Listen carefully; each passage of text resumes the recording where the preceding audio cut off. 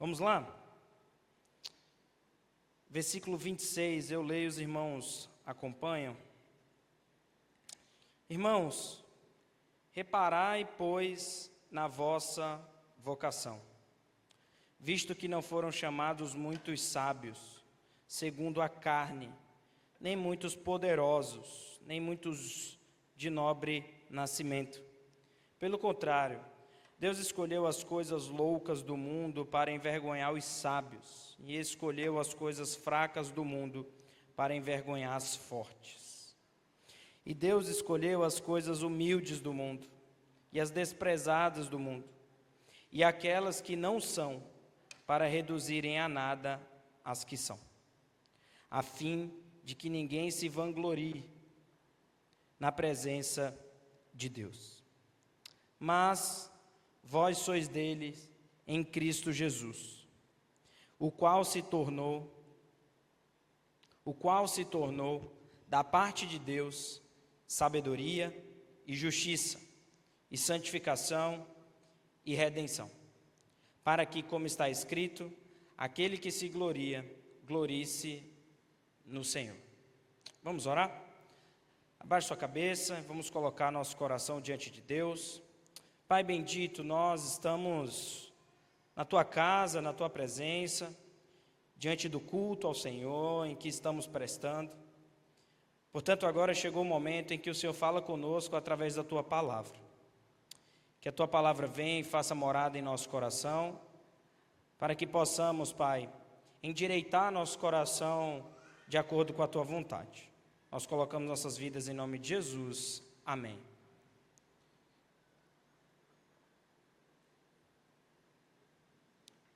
Já estou procurando a tia Saruê aqui, que eu esqueci de chamar as crianças. Mas já foi, né? Então fechou. Vamos lá. Vocês já ouviram essa palavra chamada convocação?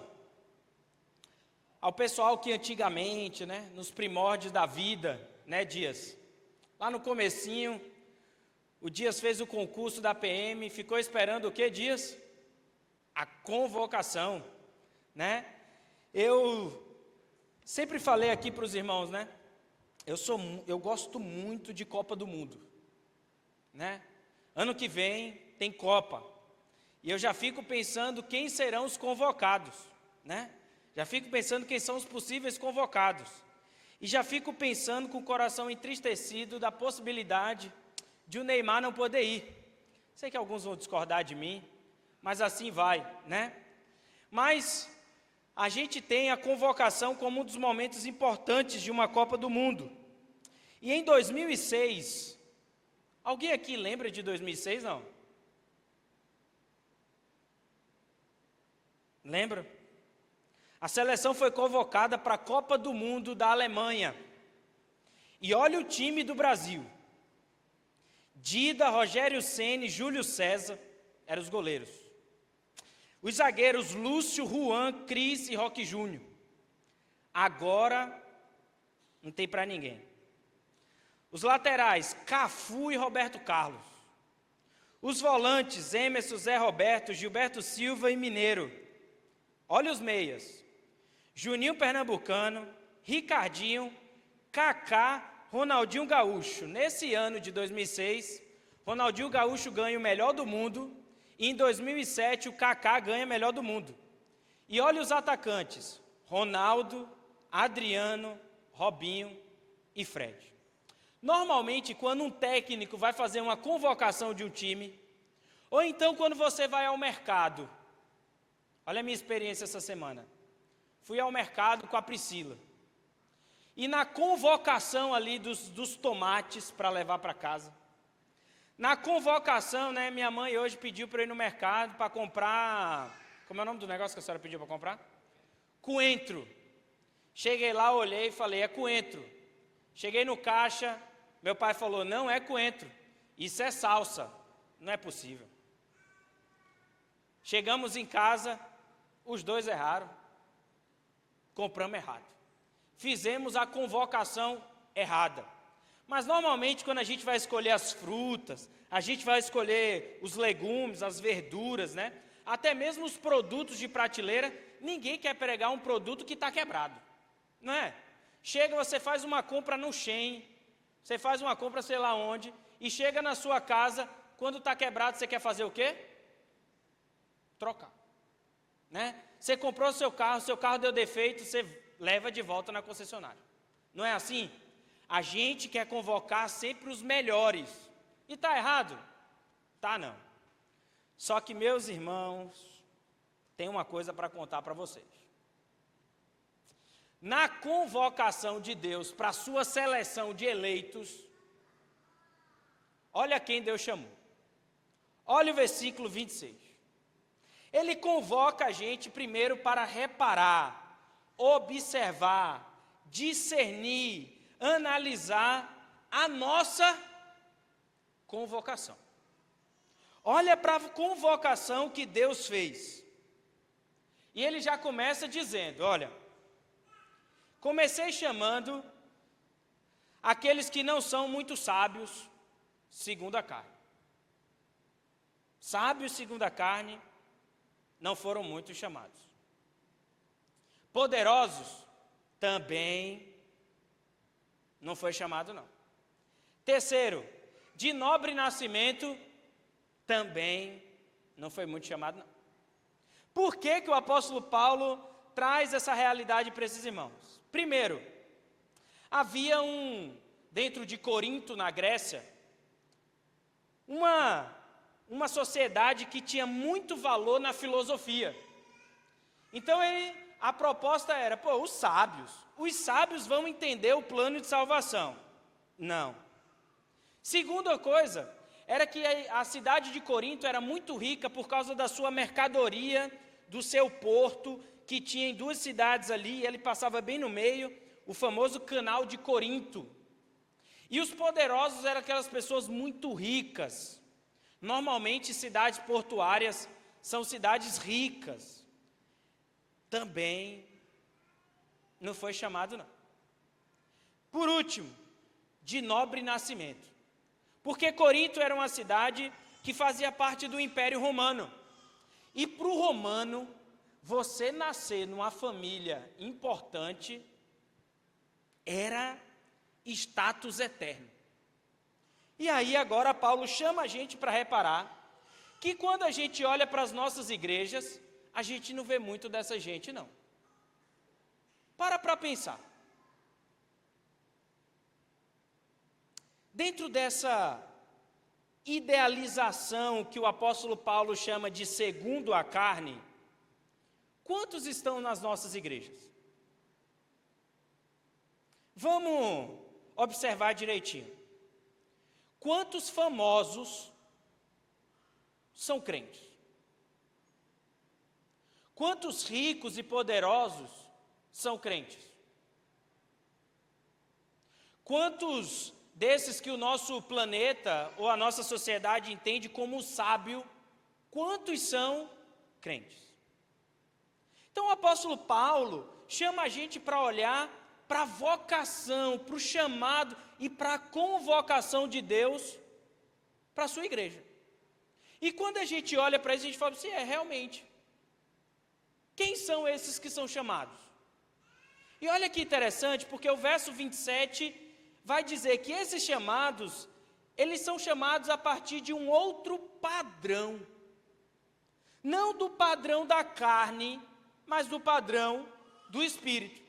E ele já começa o verso 27 dizendo, pelo contrário, Deus escolheu as coisas loucas do mundo para envergonhar os sábios. Veja só, às vezes você vai conversar com o que a nossa sociedade chama de sábio, ele vai olhar para você e vai falar bem assim, rapaz, acreditar que esse Cristo é aquele que tem poder para salvar, isso é coisa de gente fraca, que não tem competência em si mesmo para poder resolver seus problemas. Porque se você analisar direitinho, a gente vai por outro caminho. Aí o apóstolo Paulo vem para dizer bem assim, isso para você é uma loucura? Pois é. Vai chegar o momento em que essa palavra envergonhar, utilizada pelo apóstolo Paulo, ela pode ser traduzida como humilhar. Vai chegar o dia em que essas pessoas que enxergam Cristo, a morte de Cristo na cruz, a comemoração da Páscoa, como uma vergonha, vai chegar o dia em que eles vão observar e eles vão ser humilhados por causa disso. Só que tem mais. Deus escolheu foi as coisas fracas do mundo para envergonhar os fortes. Coisas fracas, né? Na nossa sociedade, a pessoa que quer ter uma vida humilde é fraca. Forte é quem tem muito. E o apóstolo Paulo diz, não, Deus escolheu as fracas para envergonhar as fortes. O verso 28 ainda continua dizendo que Deus escolheu as coisas humildes do mundo, e as desprezadas do mundo, e aquelas que não são, para reduzir a nada as que são. Vamos lembrar de um exemplo? E eu gosto muito desse exemplo, porque esse exemplo, ele traz exatamente essa realidade que é proposta pelo apóstolo Paulo. Vejam só, vocês lembram da oferta da viúva? Vem o fariseu, e na hora do momento da oferta, no culto, o fariseu vem com um saco cheio de moeda, e ele joga, e ele quer ser o primeiro a jogar no gasofilácio, porque quando aquele saquinho de moeda bater, vai ecoar na igreja e todo mundo vai ver, olha, o tanto que eu estou doando para a obra de Deus. E o texto diz que Deus não aceitou aquela oferta, porque aquela oferta foi feita com o coração na fama, no reconhecimento e em mostrar para os outros o quanto ele era valoroso. Mas veio a viúva pobrezinha. E a viúva pobrezinha provavelmente chegou, o gasofilácio já estava com um certo número de moedas, até porque o fariseu encheu. E quando a viuvinha jogou a moeda, nem barulho fez, porque era só uma moeda. Os mais antigos aí, os mais antigos. Os meninos ali, né? A Larissa, o Lucas, eles não vão nem saber o que é isso. Mas vocês lembram que a gente, um período distante, a gente tinha moeda. Moeda. E vocês lembram que a gente tinha uma moeda de 1 centavo? E aquela moeda de centavo, né? Tinha gente, né? Com muito poder aquisitivo, que quebrava ela para poder fazer aliança. Era. Por isso que fala anel de moeda, né? Estava lá a aliancinha. E rico é aquele que tem a aliança grossa. Por quê? É muito ouro. E pobre é aquele que tem a aliança fininha. Nesse tempo, era como se a viuvinha jogasse aquela moeda de 1 centavo, que quando caía no chão mal fazia barulho de tão levinha que ela era. Só que Deus aceitou a oferta de quem? Da viúva. Porque o coração dela estava em espírito e em verdade entregando sua oferta ao Senhor. Porque o que o pessoal de Corinto não estava entendendo é que dentro do reino de Deus, a lógica de funcionamento do mundo é diferente do mundo. É diferente. E muitas das coisas que nós valorizamos, o mundo não quer valorizar. Então, um dia eu estava conversando com o Johnny sobre essas questões de rede social, né, dos vídeos no YouTube e tudo mais. E ele falou uma coisa para mim. Falou, pastor, olha, se você for colocar na rede social coisa de Deus, não vai crescer não. O próprio, como é o nome do negócio? O próprio algoritmo, quando ele percebe que tem coisa de Deus lá, ele não manda. ele restringe o que foi mandado. Porque no mundo, a lógica do mundo, ela é diferente da nossa. A gente vive a partir de outra percepção da realidade. Enquanto o mundo analisa que o simples fato de ter dinheiro resolve todas as minhas coisas, aí o caba vem para a igreja e ouve que, olha, o dinheiro é a raiz, o amor ao dinheiro é a raiz de todos os males. Aí o mundo vem e fala bem assim, você precisa ter um seguro de vida, você precisa ter plano de saúde, você precisa ter reserva de emergência. Aí o homem vem para a igreja, aí a gente chega e fala, você sabe o que é que você precisa? Você precisa aprender a descansar na provisão de Deus e no cuidado de Deus na sua vida. A gente funciona em outro padrão. Por isso, quando o apóstolo Paulo coloca de que Deus, e olha o termo que é utilizado, Deus escolheu. Deus, na sua soberania, colocou aquilo que é valoroso para Ele. E não a gente. Os nossos padrões de vida, os nossos padrões de sucesso, os nossos padrões de percepção da realidade, eles são padrões pecaminosos. E aí a gente não consegue entender quando o apóstolo Paulo diz que aquelas que não são, elas foram colocadas e escolhidas por Deus para reduzir a nada as que são. A gente vai explicando melhor. Mas por que que Deus fez isso? Qual era o propósito disso? Porque se o padrão utilizado por Deus fosse o nosso, a glória não seria de Deus, e sim para a gente. Olha o que diz o verso 29. Eu escolhi dessa maneira, para que a fim de que ninguém se vanglorie na presença de Deus. O que é que nós reformados cremos? Sola Deo glória. Somente a glória a Deus. Porque, como vimos hoje de manhã, porque dele, por meio dele e para ele são todas as coisas. Se a gente fosse para o céu, esse aqui foi para o céu por quê? Porque esse é bonitinho. Ixi, você não acha que esse daqui ia se vangloriar muito, não? Demais. Imagina se o fariseu rico fosse para o céu, deu muita moeda para o céu. Esse aqui, nossa, esse aqui toca um teclado, vai para o céu, né?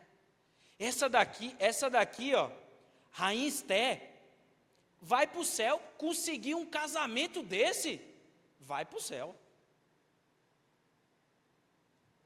Se assim fosse, a glória da salvação seria de quem? Do próprio homem. Portanto, irmãos, a lógica do mundo é partir do pressuposto de que a glória ela é do homem. É o homem quem consegue, é o homem que pode, é o homem... Lembrei daquela frase, se você sonhou, é porque você pode realizar. Aí na lógica de Deus, é assim, você pode, porque eu sou aquele que te fortalece para poder você fazer. A percepção da realidade e a realidade última do mundo, ele muda.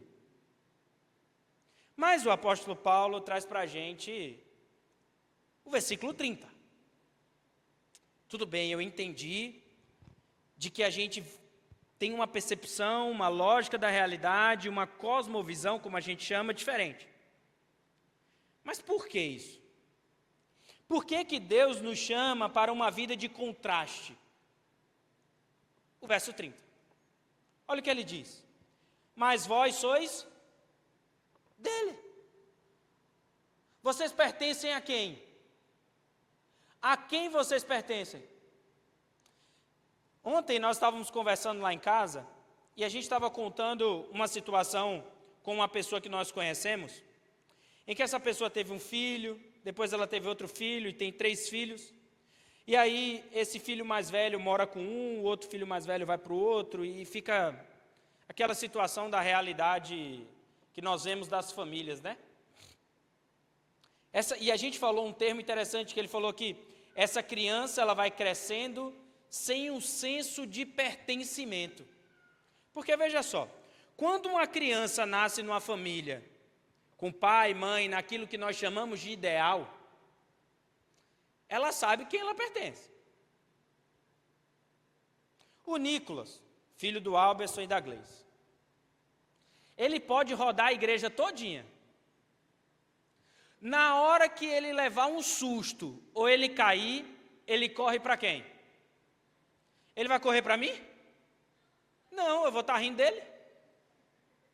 Né? Ele vai correr ou para o pai ou para a mãe dele. Mas uma criança que vive sem o senso de pertencimento, na hora que o negócio aperta para ela, para quem que ela corre? Agora o apóstolo Paulo diz o seguinte: você não pode pensar de qualquer jeito na vida não, porque você pertence a alguém. Mas vós sois dele. Em Cristo Jesus, o qual nos tornou da parte de Deus sabedoria, justiça, santificação e redenção. Olha que interessante como que a construção do texto é importante para a gente entender. Olha isso. No versículo 26,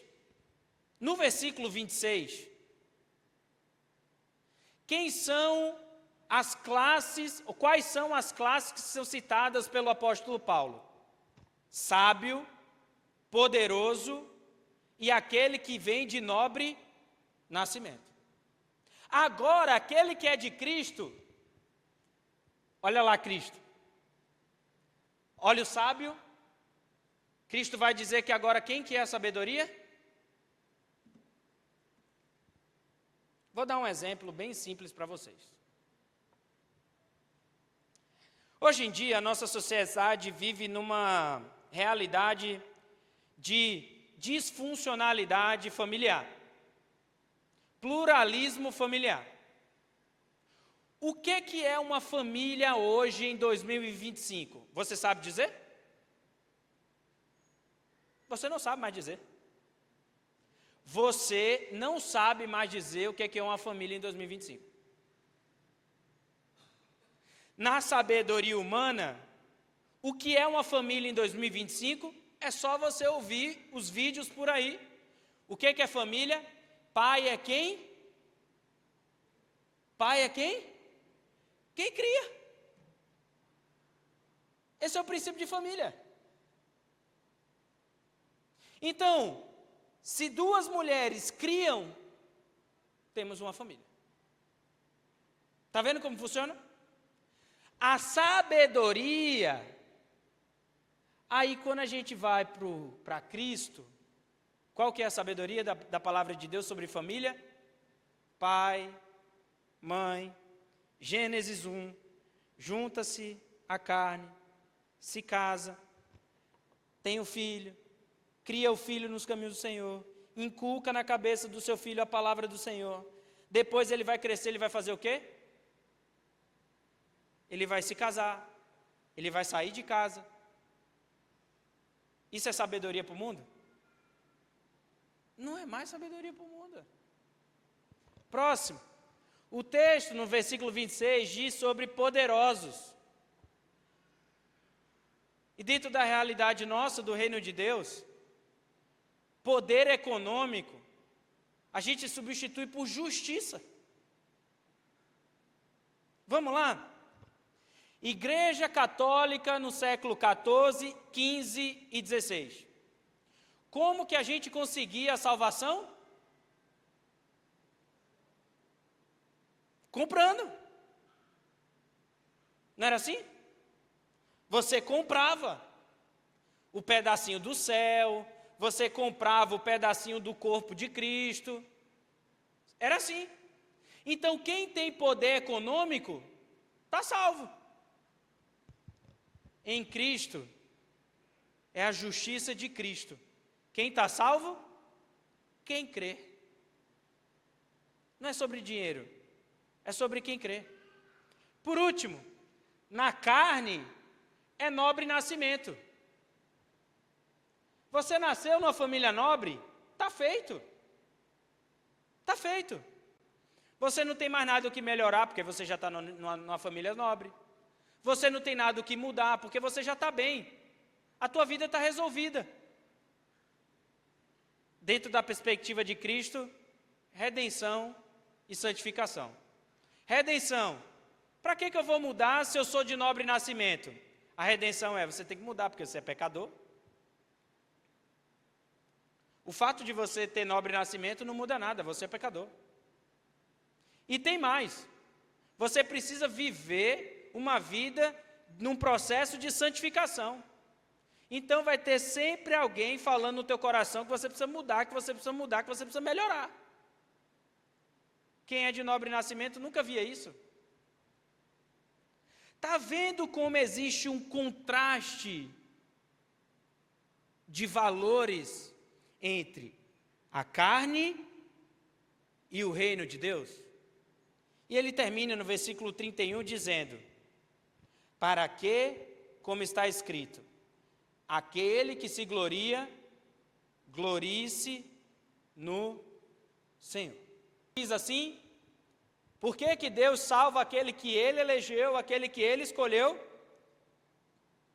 Porque se for de qualquer outra forma, a glória não é para Deus. Vamos para a aplicação? Deixa eu tomar uma água, que a minha garganta está ensaiando inflamar. E eu estou na luta com ela desde cedo. Primeira aplicação. Deus não escolhe os melhores. Deus não escolhe os melhores. A lógica do reino de Deus é inversamente, vou usar esse termo da matemática, é inversamente proporcional à lógica humana. Irmãos, quando você vê o mundo valorizando muito uma coisa, cuidado. Pode ter cuidado. Tem alguma coisa errada. Certo? Nós temos hoje no Brasil um movimento, conservador muito grande. E aí eu digo do cuidado.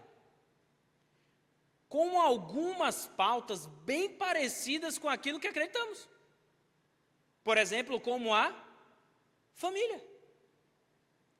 Mas muitos conservadores, eles querem a família, mas não querem deixar uma vida de perversão.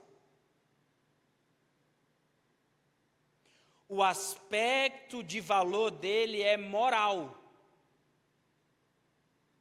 mas não é de adoração.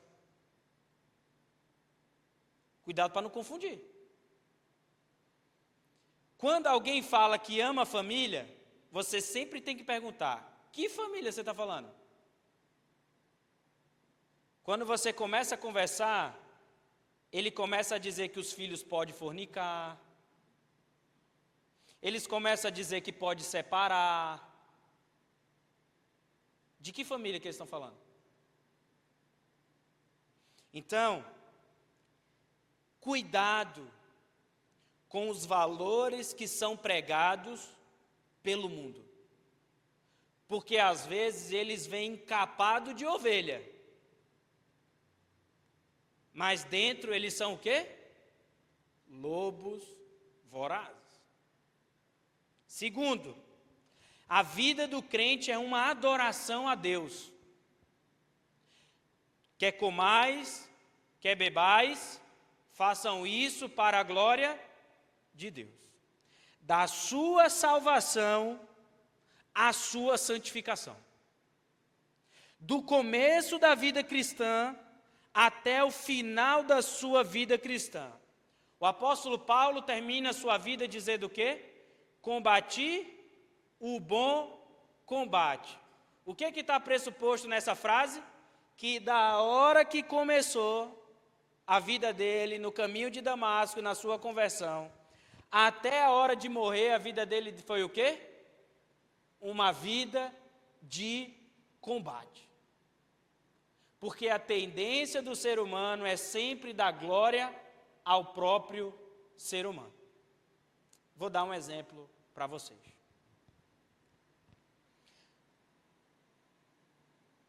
Tem alguns desenvolvimentos tecnológicos que eu fico impressionado.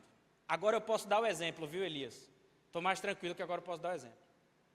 No dia que nós fomos fazer a ultrassom morfológica na Priscila para ver o Samuel, eu fiquei encantado com aquele negócio.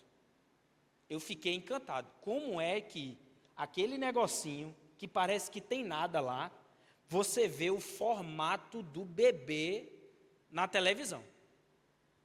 Eu fiquei impressionado. Agora, no mesmo dia que nós fomos, o Elias também foi lá com a Saruê. Eles estavam com 4 semanas. Botou o negocinho lá, já apareceu a cabeça do bebê. Qual é a tendência do homem? Cara, o homem desenvolve umas coisas diferentes, né? Cara é bom, velho. O cara é bom. E o crente faz o quê? O cara é bom mesmo. Mas ele só é bom porque Deus deu ao homem a capacidade de investigar o mundo que ele criou. E quando o homem investiga a capacidade do mundo que Deus criou, ele olha para Deus e diz: nossa, esse Deus é perfeito mesmo. Eu lembro quando, estava até com vocês, né? A gente foi fazer safari. E eu me lembro que o guia chegou para a gente, essa o Dias vai gostar, viu, Dias? Falou para a gente, Dias, que o elefante ele faz cocô. E o cocô do elefante é desse tamanho. Enorme. E existe um animal específico que consegue abrir o cocô do elefante, tirar uma específica semente do elefante, que fica dentro do cocô, ele pega aquilo lá, só esse animal é capaz de digerir essa semente, depois esse animal pega essa semente e planta aquela árvore de novo, que é a planta que o elefante, depois de passar não sei quanto tempo andando, ele volta para aquele lugar e come aquela planta. Quem foi que criou o elefante? Quem foi que criou esse animal com essa exclusiva capacidade? E como é que Deus criou um sistema tão perfeito de meio ambiente, em que aquela árvore que foi comida pelo elefante, daqui a pouco aquele elefante vai comer de novo? Porque existe um sistema de sustentabilidade que Deus criou. Aí a gente olha e fala assim: nossa, o homem que descobriu isso é muito importante. Pelo amor de Deus, é isso que a ciência faz, irmãos. É isso que a ciência faz. A ciência tira Deus da sua metodologia e coloca o homem. Pronto. Tirando a adoração verdadeira a Deus. Vamos para o último. Existe uma diferença entre cultura do reino e cultura da carne. Deixa eu ver o horário. Vamos lá. A pergunta dessa série é sempre o que nos une. E o que precisa nos unir como igreja são os nossos valores. Mas o que são valores? E eu queria muito que a gente prestasse atenção em como os nossos valores são formados. Para que você possa identificar os seus valores e mudar eles a partir do Evangelho do Senhor Jesus. Olha como funciona. Esse é o sistema. Esse é um sistema criado por um missionário e pastor chamado Paul Hibbert. E ele diz o seguinte: que as experiências da nossa vida, elas acontecem fora do nosso controle. Quais são as experiências da nossa vida? Tudo aquilo que a gente vive. Tudo aquilo que a gente vive é uma experiência. E ela passa por um filtro chamado sentimentos e as nossas crenças. Vejam só. A gente saiu aqui da igreja, foi para um determinado lugar e no meio do caminho nós fomos assaltados. Uma experiência? Toda experiência passa por um filtro, pelas nossas crenças e pelo nosso sentimento. Quando a gente é assaltado, qual é o primeiro sentimento que vem ao nosso coração? Quem já foi assaltado, né? Qual é o primeiro sentimento? Medo, pânico, sentimento. Só que os nossos sentimentos revelam a nossa crença. Ou aquilo que a gente sentiu passa pelas nossas crenças e revela um sentimento. Eu fui assaltado, eu tenho uma crença de que ser assaltado é ruim, e isso gera um sentimento ruim em mim. Vamos ser mais objetivos, tá? Vamos falar de medo? Medo é bom a gente falar. Veja só, o seu filho caiu e ele cortou a testa.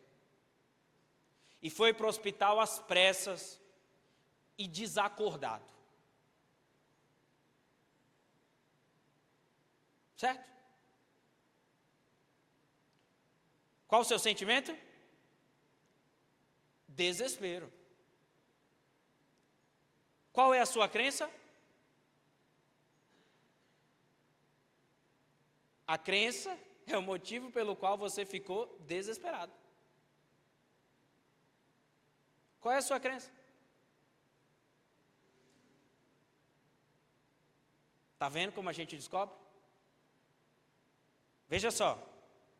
Se acontece isso com nossos filhos, mas a gente tem uma crença num Deus soberano, pleno, qual vai ser o nosso sentimento?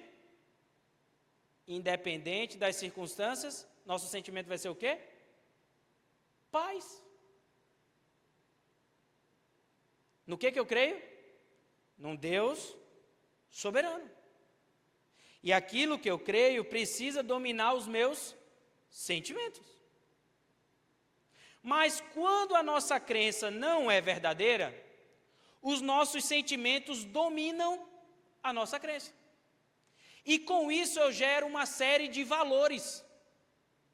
E você dita o que pode e o que não pode. Uma série de comportamentos de que pode e que não pode, e isso gera uma cultura.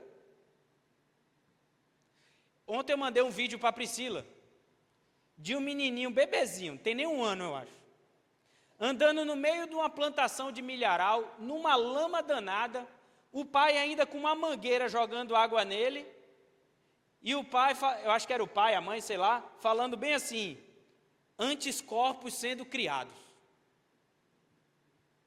Bem assim. Percebam, se ele tivesse medo, ele não estaria fazendo aquilo com o filho dele. Os sentimentos geram valores e os valores geram uma cultura. Agora, qual que é o problema do nosso coração? O problema do nosso coração é que a gente sente medo, é que a gente sente desespero, e todas essas coisas nos revelam o ídolo do nosso coração. Veja só, hoje é dia 20, e você já sabe que esse mês as contas da sua casa não vão fechar. Não vai fechar. Você gastou demais esse mês. Qual é o sentimento? Medo, preocupação, ansiedade. Porque a sua crença qual é? Eu, sem dinheiro, não sou nada. A nossa sociedade está baseada no dinheiro. O dinheiro te dá liberdade, o dinheiro te dá independência e o dinheiro te dá segurança. Tudo aquilo que a gente ama. Quem tem a crença da carne. Mas quem tem a crença do reino, com dinheiro ou sem dinheiro, qual é o sentimento? Paz. Sabe que Deus vai prover. Deus não sempre proveu? Ele vai prover. Aí, quando eu creio no Deus que provê todas as coisas, eu gero um valor, que é o valor de que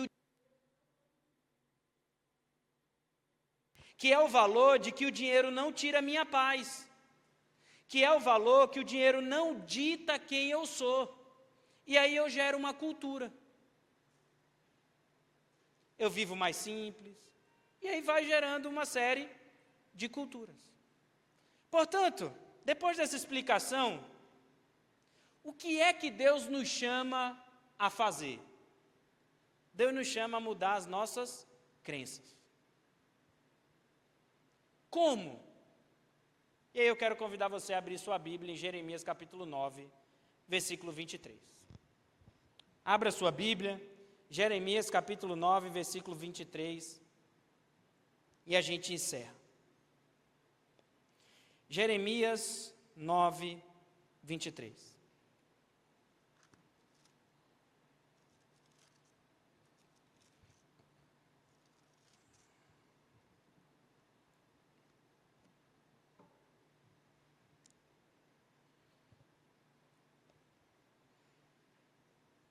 O que é que Deus nos convida diante desse sistema que foi colocado? Diz assim a palavra do Senhor. Assim diz o Senhor: não se glorie o sábio na sua sabedoria, nem o forte na sua, nem o rico nas suas, mas o que se gloriar, glorie-se nisto, em me conhecer e saber que eu sou o Senhor, e faço misericórdia, juízo e justiça na terra, porque dessas coisas me agrado, diz o Senhor. O que é que Deus quer da gente? Não acha que você sabe das coisas? Não acha que você é forte para segurar as coisas da vida? Nem ache que você é rico, porque para tirar a tua riqueza é daqui para ali. Lembra Deus com Jó? Mas se você for se gloriar em alguma coisa, se glorie em conhecer o Senhor que você serve. Onde nesse sistema se encontra conhecer o Senhor?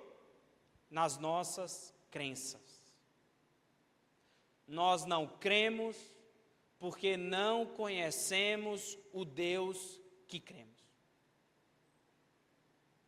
Você não lê a Bíblia, você não quer estudar nem um pouco de teologia para poder entender como funciona aquilo que Deus revelou para a gente.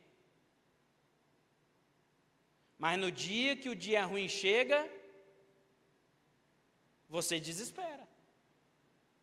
Você tem medo, você tem crise de pânico, você vive ansioso. Porque a gente vive no reino da carne e não no reino de Deus.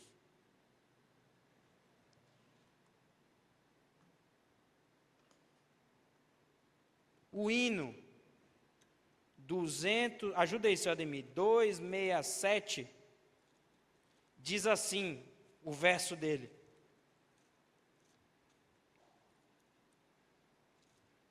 morri na cruz. Não é assim, 267? Não, é 270. Diz assim: morri na cruz por ti. Que fazes tu por mim? É interessante esse verso porque a falta de conhecimento de Deus faz com que nós não apliquemos a cruz nos nossos medos, nas nossas angústias e nas nossas idolatrias. Aí vem a pergunta da música: morri na cruz por ti. Que fazes tu por mim? Vamos orar? Senhor Deus, nós colocamos nossas vidas diante do Senhor, porque os valores do nosso coração, aquilo pelo qual o nosso coração deseja, aquilo pelo qual o nosso coração pulsa, não condiz com uma crença verdadeira no Senhor. Até porque, Deus, muitas vezes, nós nem sabemos direito o que cremos. Então a gente passa a viver nossa vida motivada pelos medos, motivada pelas angústias, motivada por um falso sentimento de paz. A gente decide, toma atitude e discerne as coisas a partir de conceitos, de valores e de crenças desse mundo. Portanto, nós somos dominados pela mídia, pelo temor, pelo terror e o pior de tudo, pelos sentimentos que afloram o nosso coração. Cuida de nós, cuida do nosso coração. Não nos deixe cair na tentação de acreditarmos nos sentimentos do nosso coração. Que o Senhor cuide de nós e que possamos agora identificar através dos nossos comportamentos aquilo que a gente adora, aquilo que a gente encontra descanso, aquilo que a gente encontra paz, e que com certeza não é o Senhor. Ajusta o nosso coração, redireciona o nosso coração, em nome de Jesus. Amém e amém.